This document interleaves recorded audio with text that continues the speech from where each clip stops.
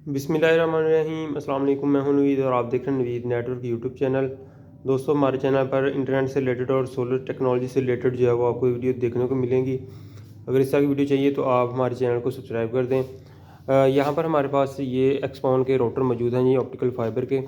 तो ये एक पुराना है और ये डब्बा पैक आता है, बॉक्स पैक। तो इनमें फ़र्क क्या है? कुछ भी नहीं है फ़र्क है जी। इसमें सिर्फ केसिंग का फ़र्क है जी, सेम टू सेम एक चीज़ है। इसको खोलकर भी हमने चेक कर लिया है।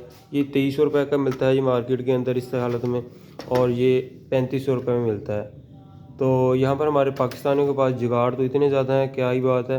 अभी ये राउटर हमने कुछ ही दिन पहले लगाया था, इसका वाईफाई जो है बंद हो गया। अब बॉक्स पैक जो राउटर होता है, इतनी जल्दी उसका वाईफाई बंद हो जाए, ये कैसे मुमकिन है जी। खैर, ये देखें, इसके अंदर सेम टू सेम हर एक चीज़ है वो सेम टू सेम दी गई है।